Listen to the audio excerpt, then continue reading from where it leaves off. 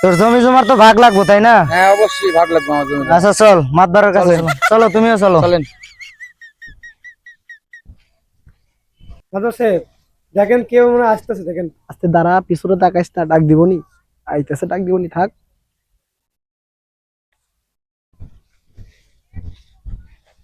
এ মাতবার সাহেব। কে রে পিছন থেকে ডাকে? কি সমস্যা? ও তোমরা? হ্যাঁ ভালো আছেন আপনি? আলহামদুলিল্লাহ, তুমি ভালো আছো? ওয়ালাইকুম আসসালাম। আলহামদুলিল্লাহ চাচা ভালো আছেন আপনি? সব ভালো আছি বাবা, তোমরা ভালো আছো? হ্যাঁ ভালো আছি কি মাতবার সমস্যা সাহেব। বলো? ওই আব্বার জায়গাগুলো একটু ভাগ করে দিবেন তো।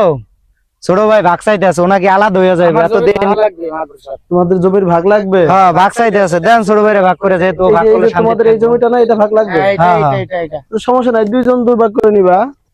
এটা আপনি মানে ভাগ করে দেন, কারণ ও যখন ভাগ হয়ে যাইতে যাইতে আমার ভাগ লাগবে।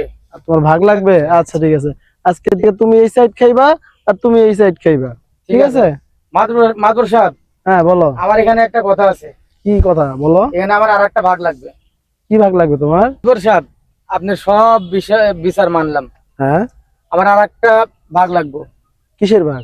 সেটা আমার ভাবির ভাগ। কয় কি? শুনছেন নি মাতবার সাহেব কি কইতাছে হারামজাদাই? কারণ শুনছেন নি? এসে কি বলে? আরে ছোটকাল থেকে লেখাই পড়ায় মানুষ করছে, এই জন্য মাদুর সাহেব আমার ভাগ লাগবে এটা। আচ্ছা ঠিক আছে, তুমি সে আমার ছোটকাল থেকে মানুষ করেছে, হ্যাঁ, খাওয়াইছে, পড়াইছে, আমার এটার ভাগও লাগবে। বিষয়টা আমি বুঝতে পারছি, তুমি যেটা বলছো সেটা আমি বুঝতে পারছি। আচ্ছা ঠিক আছে, তা তুমি বলতে যাচ্ছ যে তোমার ভাবির ভাগ লাগবে। হ্যাঁ। আচ্ছা আমি এটা ব্যবস্থা করে দিচ্ছি তোমাকে। মাতবার সাহেব আমার বউয়ের ভাগও দিব নাকি আমি? আরে পাগল, তুমি বুঝো না ও কি বলছে, আমি তোমার বুঝাই বলি বিষয়টা। আচ্ছা ঠিক আছে মাতবার সাহেব। বিষয়টা হচ্ছে বলেন। ছোট থেকে তোমার ভাই তো একটা, তাই না? হ্যাঁ একটাই ভাই, ওরা খাওয়াইলে তো- মানুষ করছি। হ্যাঁ হ্যাঁ, ওরে খাওয়াইলে মানুষ করছো না, ওই বড় হিসাবে ও যে আদরটা স্নেহটা পাইছে ওই ভাগটার কথা বলতেছে, তোমার ওই ভাগের কথা বলে না। ও আচ্ছা আচ্ছা ঠিক আছে ঠিক বুঝছি। বলছেন মাদবর সাহেব, ঠিক বলছেন। এবার কি তোমরা খুশি? আমি খুশি মাদবর সাহেব।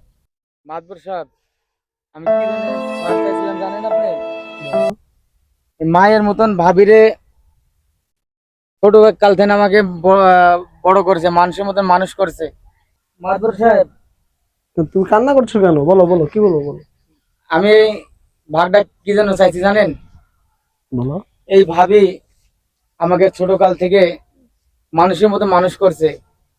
ঠিক। এই ভাই আমার বুঝতে পারেনি, এই ভাই আমাকে আলাদা করে দিতে চাচ্ছিল, ঠিক আছে? হুম।